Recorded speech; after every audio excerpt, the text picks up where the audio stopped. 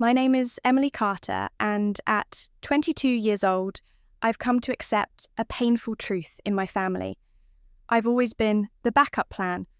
I'm the one who gets invitations, with a note saying, "It'd be nice if you could come the one left at home when the whole family goes on vacation because this is Madison's special trip." I tried. I got good grades, won scholarships, speech competitions only to receive a half-hearted nod and a look that passed right through me. But at graduation, when they said they were too tired to come, and then Instagram said otherwise, I knew it was time to stop staying silent. I tore up my old speech, wrote a new one from scratch, and when I stood before hundreds of people, I said one sentence that made the entire hall fall silent.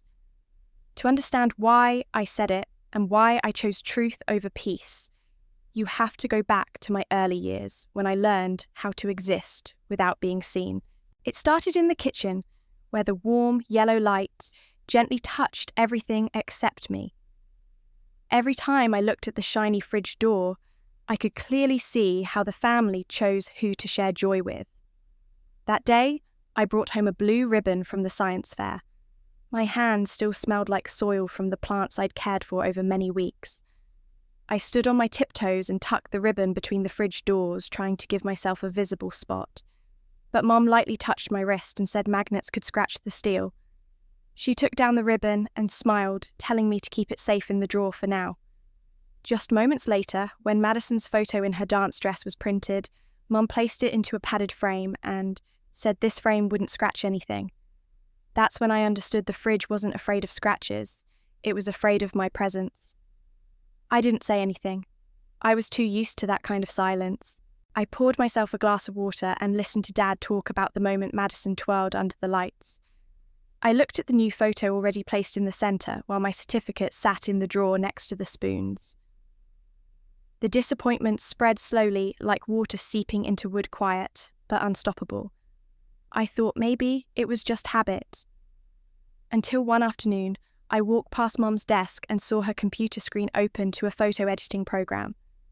She zoomed in on a family picture, cropped the frame toward Madison to make it tighter, and my shoulder slid completely out of view. She said to someone on the phone that guests always liked bright photos, with a single face in focus. When I stood silently in the doorway, she turned and said, "Not to worry, the print would look beautiful." I nodded, as if I'd just heard a comment about the weather, but inside, I knew I had been quietly cut from the frame, like trimming off excess paper. Not every time did I accept being left out. There was one family gathering where my aunt, always handed me the camera and said, "You take it, your hands are steady."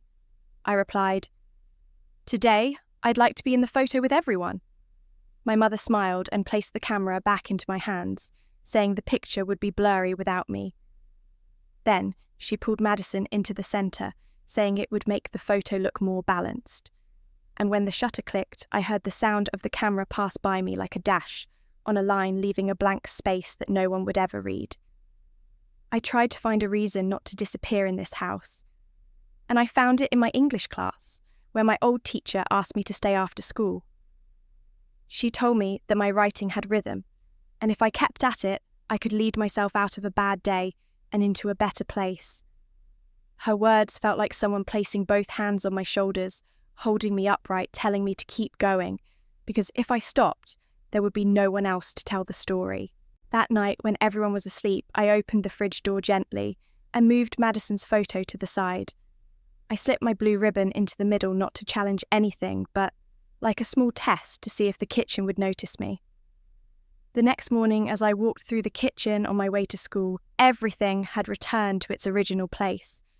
The photo was back in the centre and the ribbon was back in the drawer.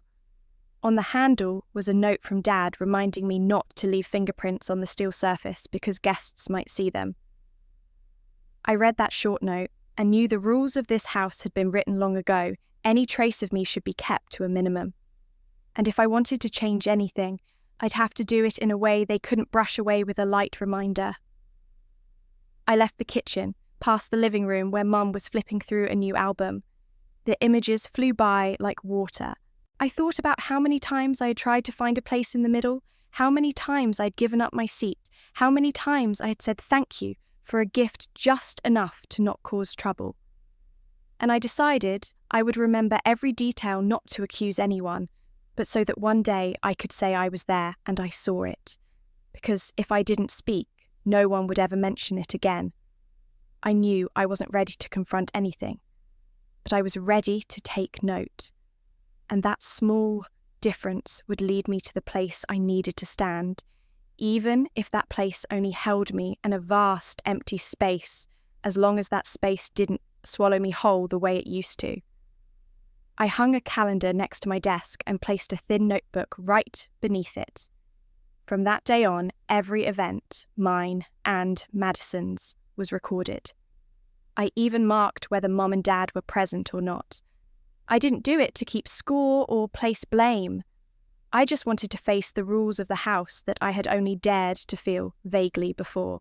The final round of my debate competition happened to fall on the same day as Madison's cheerleading performance. Dad said he had already promised the coach, so he couldn't change plans. Mum said debates didn't need cheering, just focus on doing well.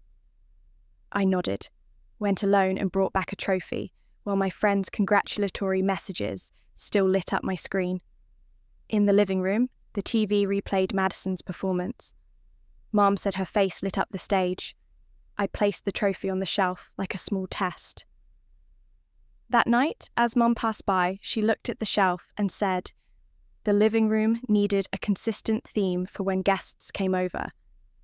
She gently carried my trophy into my bedroom and replaced it with Madison's megaphone and ribbon. The gesture was soft, almost polite, but the imbalance inside me stood up straight. Not long after, I received an invitation to a writing program that Ms. Reynolds had once encouraged me to apply for. I brought the letter to the dining table, hoping it would be seen as good news. My parents smiled, then announced the family's summer vacation plans, scheduled based on Madison's friends group. The departure and return dates clashed exactly with the program. I suggested rescheduling the trip. Dad said summer was for bonding and the program will be there next year. Mum placed her hand on the envelope and said, "Leave it here, we'll think about it." I didn't argue. I went to my room and added another line to the calendar. I understood then that the puzzle pieces were falling into place just as they were meant to. Grandma called to check in. Her voice was slow and gentle. She said she heard from my parents that Madison was the pride of the family. I smiled, wished her good health, and added another note to my notebook. The story out there was also being told in the usual way. I still didn't want to give up. I printed a photo of the whole family where I stood next to Madison and placed it in a small frame near the shelf. The next morning, the frame had been moved to the bottom corner. In its place was a poster from Madison's event. I reached out to adjust it, then paused. The issue wasn't a photo frame or a trophy. It was about the right to stand in the middle of the room where I had grown up. That night, as Mum walked past the living room, I asked if I win another award, "Will you let me keep the trophy out here?" She smiled and said, "The living room is for guests. Personal things should stay in your room." I nodded.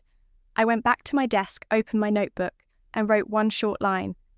The living room belongs to Madison's world.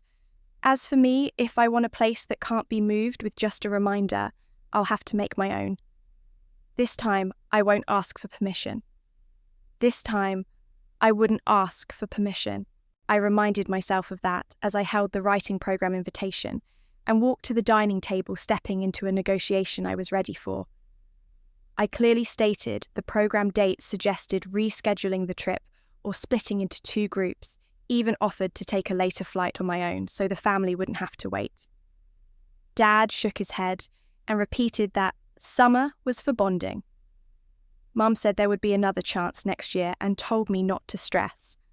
I asked why we couldn't change a single day when everything was still just a plan.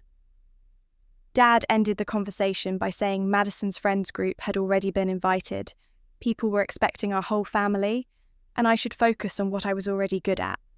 I stayed quiet, knowing I had reached the end of reason. As Mum cleared the dishes, Dad left his phone on the table and stepped into the kitchen. On the screen was a draft of an unsent message. It explained how the trip would align with a social opportunity that would benefit Madison's image, saying she'd get good photos to post before the varsity team selection. I didn't read further. That was enough. The morning they pulled suitcases to the car, Dad reminded me to look after the house and not to leave any personal stuff in the living room. I stood at the doorway listening to the car engine fade behind the trees. The house returned to its usual quiet but colder. I made myself a simple meal and opened my laptop, saw a beach photo of Madison with a cheerful caption and closed it before I could see who had commented. Grandma called again, her voice warm as always. She said Mom and Dad had told her Madison was the pride of the family. I told her I was doing fine and asked her to take care of herself. Before night fell, I called Ms. Reynolds. I told her about the invitation being pushed aside for the trip and that I didn't want to sit and wait for next year. She simply asked if I could wake up early and follow a local reporter for the week. She'd call right away to arrange it. I said yes. On the first morning, I stood in the lobby of the newsroom and listened to the reporter assign me tasks. I followed him to a local community event, took notes, asked for names, watched how he added questions when people hesitated. That afternoon, he told me to write a short summary, keep the key details but use my own voice. When the piece was published, my name appeared in tiny letters at the end, but it was enough to tell me I'd stepped into the work I wanted to pursue. That evening, I printed out the article and placed it in a small wooden frame on my desk. I didn't bring it to the living room. I didn't ask Mom where I could put it. I kept it next to my notebooks and pens as a quiet reminder that I wasn't waiting for anyone to give me a place. The family came back with the scent of sea breeze still clinging to their luggage. Dad talked about dinner by the shore. Mom asked if I'd been okay at home, then quickly moved on to planning Madison's full photo shoot. I nodded politely, poured them water, and realised I no longer hoped for a word of praise. While tidying up my room, I opened my notebook and wrote a few lines. I wrote that my request had been denied, but I had opened a different path for myself. That I now saw clearly how priorities were arranged in this house, and I would no longer sit and wait for that order to change. I wasn't angry the way I used to be. I just felt calm in the way someone does when they know exactly what they'll do next. As I got ready for bed, I looked once more at the small photo frame and saw it still standing there, steady, unmoved by a passing reminder. I turned off the light, knowing I would arrive at the newsroom a little earlier tomorrow. I wanted to learn more how to ask better, write stronger, and hold my voice with more certainty. I walked past the living room, where the familiar objects remained exactly where they had always been. And I knew I had stopped searching for a place here. I would take what belonged to me to other places, places where someone might need them. And even if no one was waiting, I would still go. With that in mind, the next morning, I arrived at the newsroom earlier than scheduled and waited at the reception desk until the reporter walked out. He assigned me to check the names of the people who would appear in the news, brief confirm event times, and write a short, clear summary. I sat at a desk near the window. I reviewed the names, noted the key points, and wrote a short paragraph. When we went out to the field, I observed how he let the other person finish their thoughts, how he added a follow-up question when the answer was incomplete, and how he waited a beat before moving the recorder closer. That afternoon, he told me to pull out the 3 main points and keep my own voice in the writing. That evening, the internal news brief went out with my name printed in small letters at the bottom of the page. Just one line, but enough to let me know I had laid a stone on the path I wanted to walk. Jesse texted to invite me over for dinner. His parents prepared a simple meal and asked a few questions, then listened all the way through. I told them about the new job. They nodded, asked another question, and slowly scooped more rice into my bowl, then wrapped up a portion for me to take home.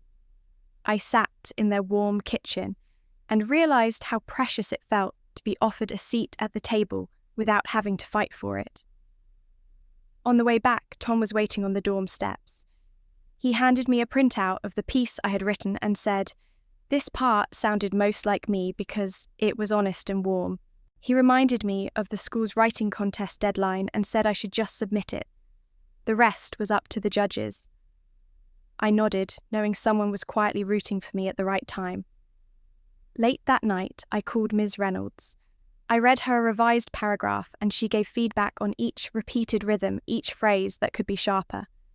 She told me to submit the piece to the student magazine and also look into a creative writing scholarship from the department.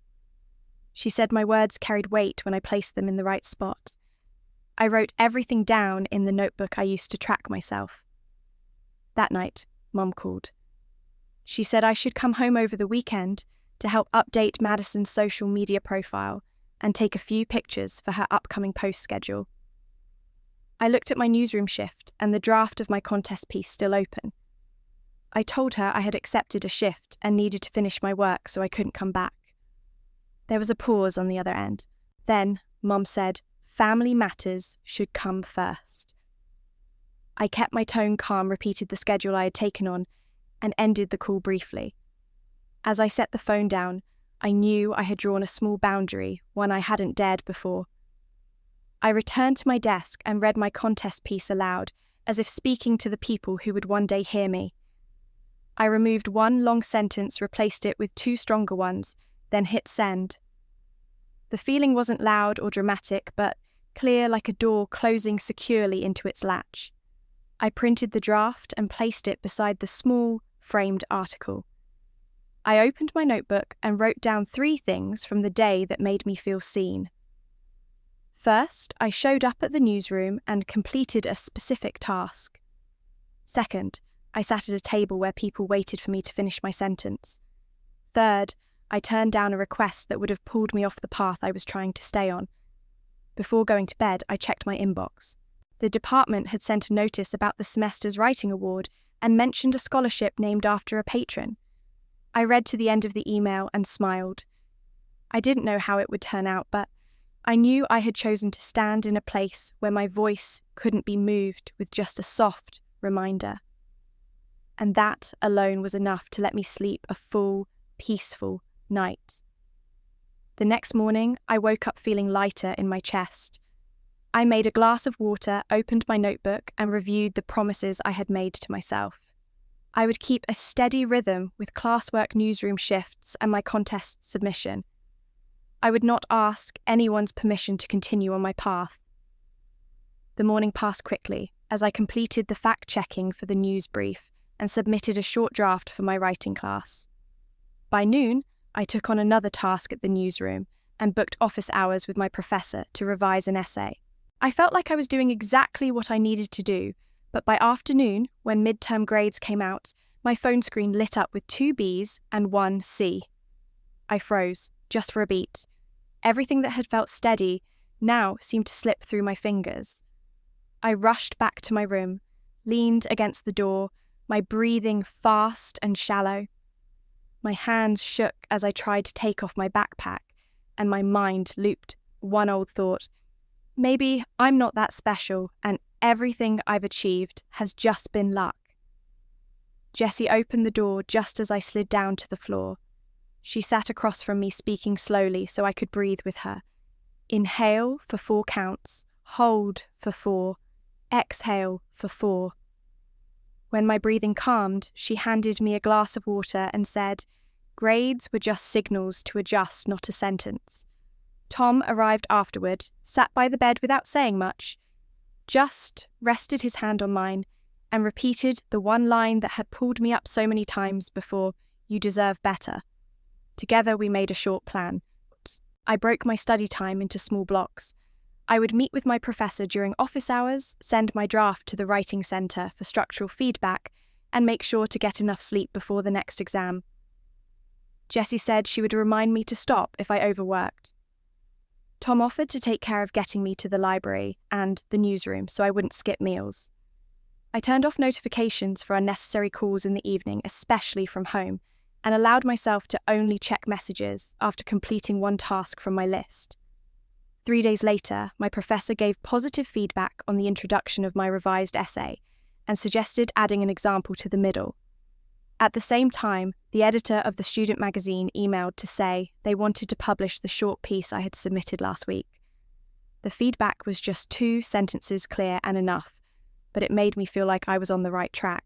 At the newsroom, the shift lead said I handled the fact-checking cleanly and accurately, which kept the evening broadcast from needing last-minute changes. I wrote down those 3 things in my notebook. That evening, Mum called.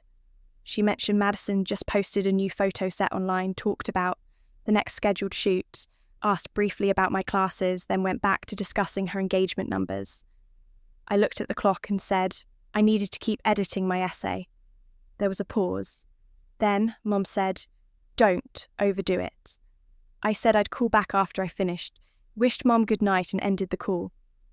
I sat back down at my desk, turned on my laptop, and read my introduction out loud as if I were speaking directly to myself.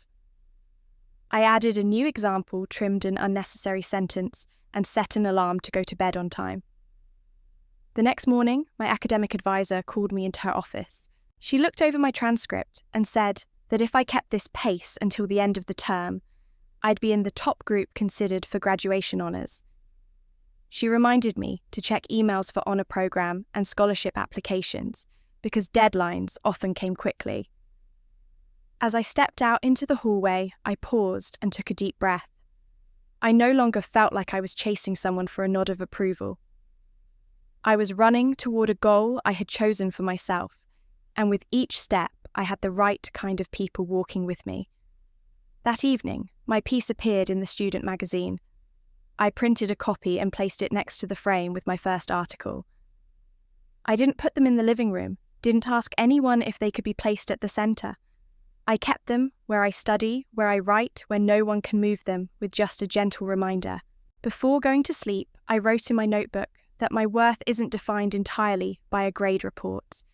It lives in how I keep promises to myself in the boundaries I've set and in the voice I no longer lower. I turned off the lights with one simple thought. Tomorrow I will keep doing the small things on time, because I've come to understand that small things, when added up, become a voice loud enough to be heard. That thought was still warm in my mind when my inbox lit up with a subject line from the department office. I opened the email and slowly read each word, announcing that I had been selected as valedictorian and would deliver the commencement speech. My heart skipped a beat, then slowed, as if my body too was learning how to believe in what I'd been working toward all this time. I called Jessie first. She screamed with joy and reminded me that every small thing I'd done had led to this moment. Then I called Tom. He told me to make sure the speech carried my true voice and suggested we celebrate with a simple dinner at a nearby restaurant. I smiled and agreed, but before heading out, I dialed home. Mom picked up after a few rings. I told her I had been chosen as valedictorian. She asked what exactly that meant, then quickly shifted to talking about Madison's schedule and upcoming commitments for the week. I waited until she finished, then repeated the date of the ceremony. Dad called out from afar with a quick congratulations and asked what time it would start. I gave the details clearly. Mum said I should send an email so they wouldn't forget. I set the phone down and felt the joy inside me soften, not disappear, but grow quieter, like something I had to carry gently until it was safe. That evening, Tom and I celebrated with pasta and a small cake. Jessie took a photo of me and said, "Days like this should be remembered." But all I wanted was to return to my room, open my notebook, and write down 3 points for my speech. I noted that the theme would be about being seen and speaking up. I wrote down one memory as an anchor, and a simple closing line enough for even me to hear myself clearly. The next morning, I took out the pen and ink set I'd kept since freshman year, tested a few strokes, then wrote invitation cards for my loved ones. For my parents, I added a personal line explaining what their presence in the family seating would mean to me on that day. I blew gently to dry the ink, placed the cards in envelopes, and drove home. Dinner unfolded as usual, the conversation circling around Madison's photo plans and the people they'd be seeing over the weekend. I waited a beat, then placed the 2 invitations in front of my parents. Dad glanced at them and said, "I could just mail them, it'd be quicker." Mum picked one up, nodded, set it aside and continued asking Madison about her prep list. I took a sip of water and repeated the time and date of the ceremony. Dad said he'd marked it and wouldn't miss it. I nodded and asked to leave early because I had a shift the next morning. On the drive back to school, I felt lighter, not because anything had been resolved, but because I had done my part clearly and completely. In the days that followed, I wrote my speech the way I'd learned at the newsroom, clear and true. I met with Ms. Reynolds at our usual cafe to read it aloud. She pointed out where I needed to slow my pacing in the middle and suggested adding one specific memory so listeners could step into my shoes. I made the edits and felt my voice grow a little steadier, like a rope pulled tight then tied with purpose. I sent the draft to my student advisor and received a short reply saying the voice was very clear. I printed that line and tucked it into my notebook, not to show off, but to remind myself to stay on track. Another email from the school included the detailed schedule for commencement. I took a screenshot and sent it to my parents with a reminder, then marked in my notebook the time I needed to be in the waiting room, the pronunciation of names I needed to thank, and a string of opening lines, in case the mic lagged. The night before, finalising the speech, my phone buzzed with a missed call from Dad. The message note just said, "Logistics." I stared at the screen for a moment and set the phone down. Then I reread the introduction, where I said that having loved ones present was a gift, but even without it, I would still finish the path I had chosen. I turned off the light, took a long breath, and reminded myself that tomorrow I would continue doing the small things on time, because the voice I wanted to bring to the stage needed to be practiced in the rhythm of ordinary breaths like these. While I was reviewing the list of small tasks for graduation day, my phone rang, and Dad's name appeared on the screen. I picked up and his voice was calm as he said they'd been busy and tired. The distance was far and the day would be long, so they decided not to come. He wished me luck and reminded me to take photos and send them. In the background, I could hear Mum's voice talking about appointments and scheduling. The call ended quickly like a notification. I set the phone on the table and sat in silence for a long while. The room grew still and felt wider somehow. My breathing became shallow, then slowly returned to normal. I didn't cry. I just felt a part of me step back so the rest of me could stay standing in time. Jessie opened the door and saw me sitting by the desk. I told her briefly what happened, and she said immediately that if they weren't coming, then I should say that on stage for my own sake. Tom arrived a few minutes later, placed a hand on my shoulder and said that no matter what I decided, he and Jessie would be in the front row. My job was to speak in my own voice. I nodded and said I would keep the safe version of the speech, just as I'd prepared it, because I wanted that day to be mine first. I wouldn't turn it into an argument, at least not now. As I gathered my papers, a new email notification appeared on my laptop. I opened it and saw a chain of family emails forwarded by Dad to the relatives. One line explained that this weekend they had a partner dinner through Madison. I read that line and closed the laptop. The disappointment I just felt now had a name. It wasn't just exhaustion, it was a different priority, and that priority had never been me. Grandma called not long after. She congratulated me for giving the commencement speech and said that if my parents couldn't attend, she'd ask my aunt to come instead. She hesitated after saying it, like she feared she'd said too much. I told her I understood and thanked her for remembering to call me. I sent Ms. Reynolds a short message. She replied right away, "Keep breathing and read the way you practiced. Don't let someone's absence define the speech, because the speech is yours and it's for those who are present." I set the phone down, opened my folder, reread the introduction, and adjusted the pacing of one sentence in the middle to make it flow better. Then, I folded both versions of the speech, the safe one on top, the honest one underneath, and placed them next to my pen and graduation gown. I wanted everything ready so that in the morning, the only thing I'd have to find was my voice. Night fell slowly. I turned off most of the lights and planned to sleep early. The phone lit up one more time with a notification, a new story from Madison. Her profile picture filled the screen. I hesitated for a beat, then placed the phone face down on the table and told myself I'd look at it tomorrow. If I looked now, I wouldn't sleep, and I needed sleep to hold my speech steady. Before closing my eyes, I thought about the front row, where Jessie and Tom would be sitting, about Ms. Reynolds sending a message from afar to remind me to breathe about Grandma who misspoke but still cared, and I held on to one simple thought. Every absence is just an empty seat. I will speak fully, and when I finish speaking, that empty seat will no longer have the power to decide who I am. While trying to keep my breathing steady, my phone lit up. A notification for a new story from Madison appeared front and centre. I opened it and saw clinking champagne glasses, a white spa robe, Mum holding her arm around her.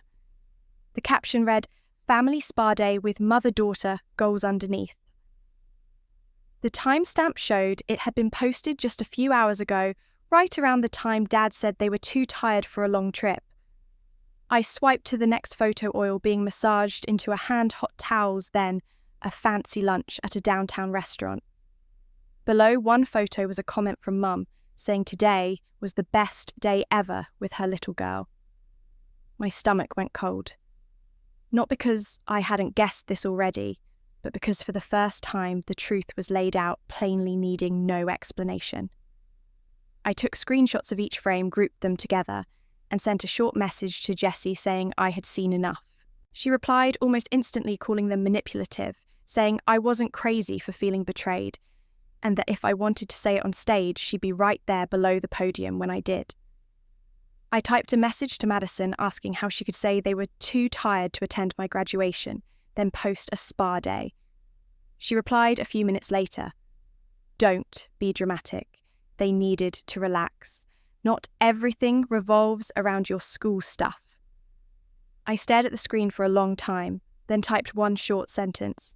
Strange how their relaxation always lands on my day, and left it at that, knowing this conversation wouldn't lead me anywhere but back to the same old wall. The phone rang again, Grandma. She called to congratulate me, having heard I would give a speech.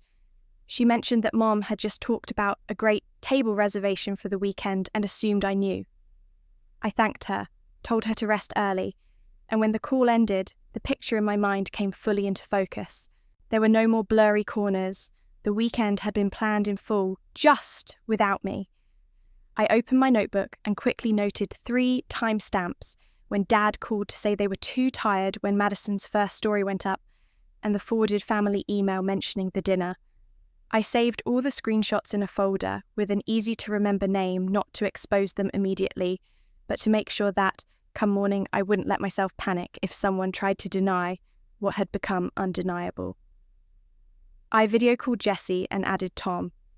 Jessie said I should speak the truth on stage, because the truth had already spoken for itself. Tom reminded me that no matter what I chose, they would be right there in the front row, watching me until I finished. I said I would rewrite, not to shout, but to call everything by its real name. I wanted the speech to carry my voice, and my voice doesn't ask for permission to be honest. I set aside the safe version of the speech, reopened the one marked with scratched out lines of hesitation, then closed both. I pulled the chair close to the desk and opened a blank page. I wrote the first line. There are absences that speak, and I grew up among them, but today I'm standing here to say I no longer accept other people defining my worth. I paused, read the line aloud, trimmed. A beat replaced a phrase to let the breath pass smoothly, then continued writing about invisibility, about how the truth gets coated in words like exhaustion, about love that only blooms when there's an audience. I silenced my phone, placed it face down, pulled the curtains to dim the streetlight glow, and kept writing. My mind felt like a room, finally cleaned out, with space for each sentence to stand upright. No clutter, no noise, just the rhythm of my own voice beside me. And I knew I'd write until morning, because this was the first time I clearly saw the road that runs straight from pain to voice without turning down any side alley. I turned off all notifications, placed my phone face down on the table, and opened a blank page. The first sentence came quickly, as if it had always been waiting there. I would speak about the feeling of being seen and the absences that know how to speak, and I would do it in my own voice without asking for permission. I structured the speech the way I'd learned to write at the newsroom, start with an everyday scene close enough for anyone to understand. Place on the table 3 undeniable facts: the promise not to miss it, the call claiming exhaustion, and the time-stamped spa story. Then say clearly what I've come to realize about conditional love. And finally, leave a word for those who weren't there, not as revenge, but to confirm that I give value to myself.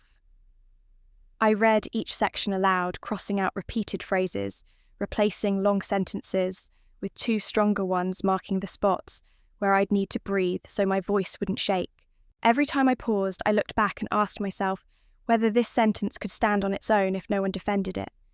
If the answer was no, I rewrote it until it stood firm. When my eyes began to strain, the door creaked open. Tom walked in holding a steaming cup of coffee. He listened to me read a middle section, then said that consequences might come, but this was my voice, and if I'd chosen it, I should follow it all the way through. I nodded because I knew what I wanted to say. A bit later, Jessie messaged that she'd be in the front row, just to the left of the stage, and told me to look at her if my heart started pounding. I printed 2 versions, one safe, one honest, clipped them labelled the corners to avoid confusion, and slid them into a folder alongside the pen my old teacher had once gifted me. I took a warm shower, changed into the outfit I had prepared, tied my hair back, neatly looked at myself in the mirror, and reminded myself to slow down in the middle part. Before leaving the room, I read the final line one more time to ensure it came out exactly the way I felt it. This message is for those who didn't show up on the day I needed them, not as a complaint, but as a declaration of independence. I powered off my phone, tucked it into my pocket, grabbed the folder, and stepped into the hallway. Jessie and Tom were waiting at the door. Jessie squeezed my hand once Tom nodded in place of a spoken wish. We walked together to the auditorium. No one said much. I heard the sound of shoes tapping the floor and felt my body fully ready. At the entrance, I took a deep breath, reminded myself of the 3 things I needed to hold on to, and walked toward the student speaker area. The coordinator checked. My name gave me the cue for going on stage and pointed to the front row of the speaker section. I sat down, opened the folder briefly, and glanced at both versions. My hand settled on the honest one as if it had become a new habit. The soft background music filled the space. I looked toward the family section and saw 3 empty chairs exactly where I had marked them. No one was there. The initial feeling was a cold sweep, but it settled quickly into a quiet truth. It was no longer a fresh wound. It had become the foundation for what I was about to say. I gently squeezed the folder to remind myself this was my day, and I would speak fully regardless of who showed up. The MC began introducing the valedictorian. I stood, walked into the centre aisle, feeling both. Feet land steadily on the floor. Jessie came into view on the left, exactly where she said she'd be. Tom sat beside her, eyes steady on me. I touched the pocket of my gown to make sure the version I chose was still in place. When they said my name, the auditorium applauded.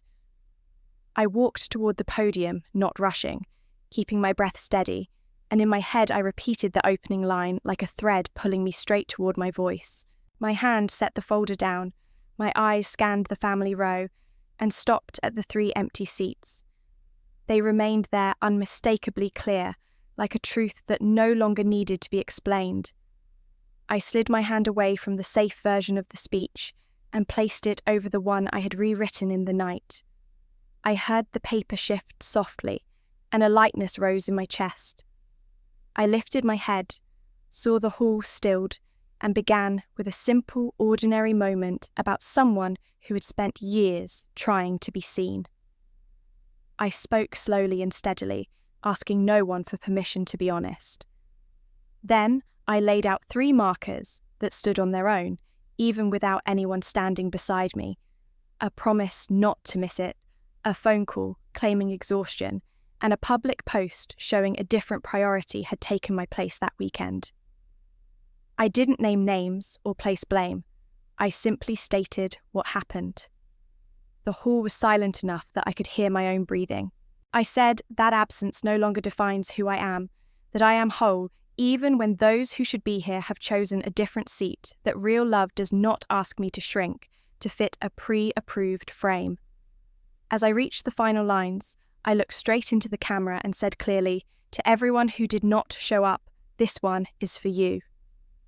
3 beats of silence passed like a door quietly closing. Then the applause broke, rising and spreading like a wave. I saw Jessie raise her hand. High on the left, saw Tom beside her, eyes never leaving me.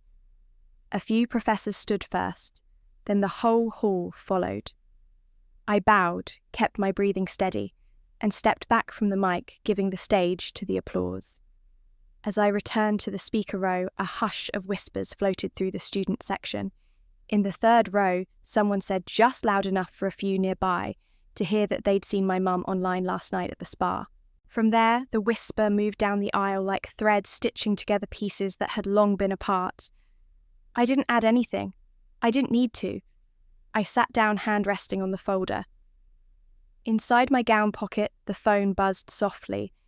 I didn't pull it out, but I felt the steady rhythm of it, like a sign that the story outside this room had started to walk on its own. Across the hall, a staff member from the school's media team raised their phone, recorded the closing line, and posted it to the department's account. My friends glanced at their screens, then looked up again, their eyes full of pride and emotion. A professor from the faculty board passed by, touched my shoulder. Lightly, didn't say a word, just nodded. I took a deep breath, recognizing that what I felt wasn't triumph, but a quiet clarity. I had said everything I needed to say. The applause faded. The program moved on to other names, other smiles. I looked once more at the 3 empty chairs. They were still there, but they no longer had the power to define me. The phone buzzed again.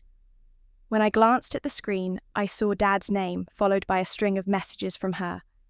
I tightened my grip on the folder, stood as the line moved forward, and understood that beyond the auditorium doors, a conversation I could no longer avoid was waiting. So, when my phone buzzed again and again with my father's name and Madison's messages, I replied first with a short line, asking to meet at the dorm to talk clearly. I wanted Jessie there as a calm witness, so no one could twist the story. I returned to my room, set the folder on the desk, and told Jessie to stay, and only opened the door when I said so.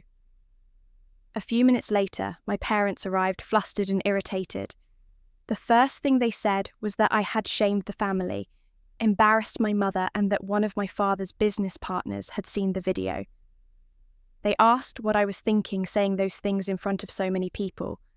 I listened without interrupting, then responded calmly that today I would speak only about what happened. I hadn't named anyone or insulted anyone, but I would not let the story be reshaped anymore. Mum demanded that Jessie leave the room, saying this was a family matter. I replied that for the past 4 years, when I needed a family, I found it here so Jessie would stay. I suggested we sit down and start with the facts. I handed them the calendar I had kept for the past 2 years, 1 column for Madison's events, nearly all marked with their attendance, and another column for mine full of blank spaces. I said this wasn't an accusation, it was a picture of a pattern. Then I opened my phone and showed them the screenshots from the spa story the night before. The timestamp sat right between Dad's too-tired phone call and their upscale lunch. I laid it beside the email he'd forwarded to relatives about the networking dinner centered around Madison, scheduled on the exact weekend of graduation. I said I hadn't lied on stage, I'd simply chosen to keep it brief. Dad's voice tightened. He said after everything they'd done paying for school, supporting me, I had turned around and made them look bad. I responded slowly saying, "Financial support is something I value and I acknowledged it, but it doesn't erase the fact that they consistently prioritized one child and left the other to figure things out alone. I reminded them of the refrigerator and the living room shelf, how Madison's photos and awards always occupied the center, while my certificates or trophies were quietly moved elsewhere. I said I'd lived with these small signs long enough to know they weren't accidents. Dad turned his face away. I looked at Mum and said, maybe she didn't mean to make me feel small, but she had poured so much of her social hopes onto Madison, made her the centerpiece of every gathering, and in doing so taught the whole family that my presence didn't matter as much as a good photo of Madison. Madison walked in halfway through the conversation. She said I had disgraced the family, that her friends were messaging her non-stop. I looked at her and reminded her that I'd asked her to look back at the small things that happened over and over the birthday when she got the red car. And I got a gift card the times I asked to be in the centre of the photo, but was handed the camera instead, the debate finals, that clashed with her cheer schedule when Mum and Dad chose her side without question. I didn't raise my voice, just laid each piece down. After a while, she stopped resisting. Her eyes turned red, and she said they'd made her believe she was better than me, and she was tired of being both the favourite child and the poster girl for Mum's image. Her confession softened the room by a beat. Mum reached out to her, but she stepped back half a pace. Dad said I was delivering a speech, not conducting a trial. I replied that this wasn't a judgment. This was simply the first time we were naming the things we'd long done but never acknowledged. Dad lowered his voice, still defensive, saying that sometimes adults have to choose priorities. I said that was true, and yesterday they made a choice, they just didn't tell me the truth. Mum burst into tears, apologising for making me feel sad and saying that I was strong, so she thought I didn't need much attention. I replied that being strong doesn't mean I don't need someone to show up. I closed the folder and said I was no longer asking for conditional love. I was setting new boundaries. From now on, I wouldn't have emotional arguments over the phone. Anything that needs to be said should be sent in a message, and I would respond when I was ready. I wouldn't delete my speech, nor apologise for telling the truth. If they wanted to change, they could start with small things like showing up when they said they would. The air in the room quieted. Dad didn't admit anything, but he didn't deny it either. Mum promised to try and change, then fell silent. They stood up and headed toward the door. Before leaving, Mum turned back and told me to eat something so I wouldn't be too tired. That simple sentence let in the smallest sliver of light. When the door closed, Madison was still in the room. She looked at me for a long time, then said she was sorry for staying silent so long, sorry for the things I had to swallow without saying. She asked if we could start over this time without anyone standing in between. I said yes, but slowly and clearly. She nodded, suggested we walk and get coffee the next day to talk more. I agreed. We rearranged a few chairs. Jessie brought in some water. The three of us sat together for a while without speaking. Everything had just been too much. My phone kept buzzing with notifications. The video clip was still being shared. A few new emails arrived with small collaboration invitations from the student magazine and a message from my academic advisor congratulating me for giving a speech that resonated with many. I looked at the three of us, then opened my notebook and wrote a short line. I spoke clearly and set my boundaries. I won't try to become the centre of the wrong room. I'll bring my voice to the right one. And if the old room ever wants to open its doors again, it will have to learn to welcome me as a real person. Before turning off the lights, I messaged my parents that I needed a few days to breathe and that from now on, everything should be sent by text. I wished them a good night and set the phone down, then turned to Madison and said, "See you in the morning, and this time we'll choose our own seats." The next morning, we truly sat side by side in a quiet cafe. Madison and I laid out 3 very simple things, nodding as if sealing a new promise we wouldn't speak on behalf of our parents. We wouldn't use a third party to deliver messages, and each of us would finish our sentence without being cut off. As we left the cafe, I felt lighter in the calmest way, because we had finally chosen our seats for ourselves instead of standing in places someone else assigned us. At the same time, the graduation clip began to spread. My inbox filled with messages from people saying they too had once been the invisible child. Many of them wrote only a few words, just a quiet thank you for voicing something they hadn't been able to say themselves. I read each line slowly and noted their names, not to count them, but to remember that my voice had reached real lives. On the family side, friends and relatives began asking my parents about their absence. My father sent me a short message saying he needed time to sort everything out. A few nights later, he sent a longer letter, admitting in small parts the unease he felt around my accomplishments. It wasn't quite an apology, but it was the first time he chose to speak directly, instead of circling around. My mother didn't write a letter, but sent a package to the dorm. Inside were a few old photos of me smiling awkwardly at my desk, and on the back of one, she had handwritten a line, "I did see you, I just didn't know how to show it." I replied to both of them with brief, polite words. I acknowledged the shifts I could see, but kept my boundaries just as I had promised. I didn't rush to believe in miracles, I only believed in small actions done right over and over. A few weeks later, I received an invitation to New York to work as a writing assistant at a magazine. I packed, lightly slipped the silver pen from my old teacher into my jacket pocket and set off. The early days at the new newsroom passed quietly but steadily. I handled short shifts, tightened up news drafts, and saw my tiny signature at the bottom of the page, small, but enough to know I was standing in the right place. An editor complimented the clarity and fairness of my tone. In the evenings, I wrote down 3 things I could control, like a habit I didn't want to break: a healthy work schedule, my boundaries with family, and my own voice. When a literary magazine invited me to write an essay, I spent an evening stitching together old breaks in my heart with words. The piece, titled "The Invisible Child," was shared more widely than I expected.